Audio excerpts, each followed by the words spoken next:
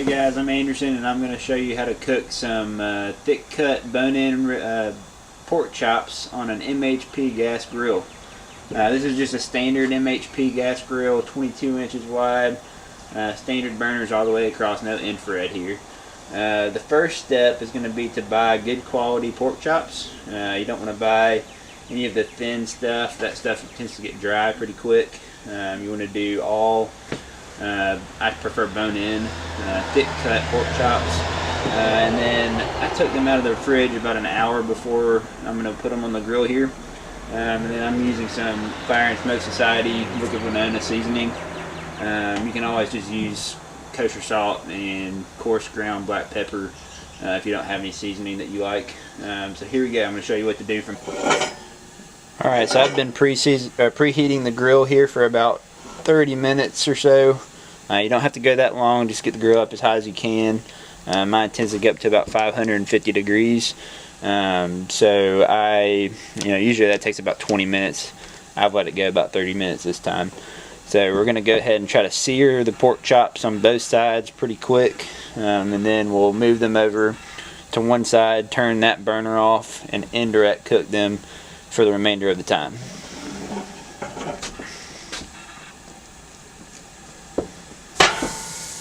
The searing process is pretty quick, so you'll want to stay by the grill for the first few minutes or so. Go ahead and get them pretty quickly on both sides, and then we'll get them to the indirect side. So we'll be right back in just a minute. Alright folks, it's been about 2 minutes. I'm going to go ahead and rotate these about 90 degrees. I'm going to go ahead and swap them over to the hot side of the grates here. I do this because, excuse me, I want to get them on the other side and get some good sear marks going in a cross pattern. I think that looks kind of nice. Be back in about 2 minutes. Alright folks, it's been about 4 minutes that these pork chops have been cooking on this one side. Our grill's still holding a good 500 degrees, which is the benefit of these MHP cast aluminum grills. It is holding the heat really well. So what we're going to do now is go ahead and turn these over to the other side. And as you can see, there's some good cross pattern sear marks there. That doesn't serve any function other than it just kind of looks nice. So we're going to let these guys go for another 2 minutes, and then we'll rotate, and we'll be right back with you.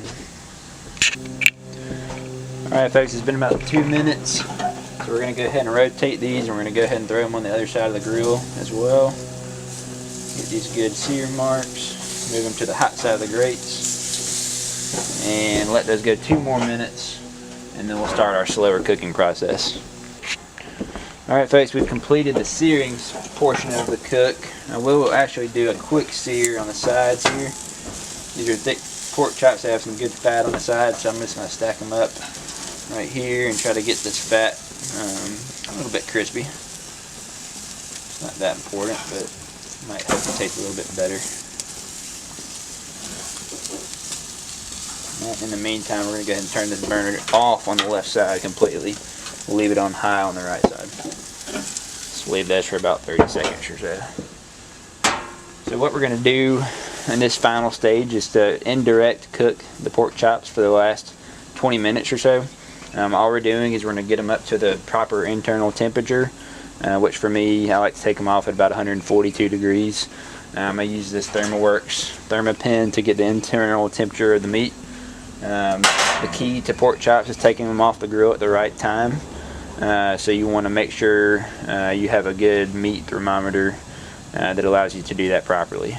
So let's go ahead and open it back up. Get these situated on the right side. You want to get them pretty far away from the burner. Put the bone in between the burner here and the meat. That kind of helps protect the meat. We're done searing, so there's no need to expose them to unnecessary heat. There we go. Push those back a bit. You do want to see the grill temperature come down a bit. This side's completely off, so no more direct heat here. So this cast aluminum is going to kind of create a convection cook on the inside of the grill. It's going to hold in the heat nicely without searing the meat. We're just going to basically bake it from this point forward. We'll see you in about 20 minutes or so. Alright folks, it's probably been about 15 minutes. I'm going to go ahead and check these. I don't want to overcook them. It's better to check a little bit more often. So we're at 135. We need to get up about 7 degrees more. They're all about the same thickness, so I'm not going to go check each one of them. I'll probably let these go for another 5 or so minutes and check again. Alright folks, we're losing light, so let's get these guys off if they're ready. They're right where I want them to be, around 145. I probably could take them off a couple minutes ago, but that's okay. Maybe get a plate for them. Alright, so these guys are ready to come off.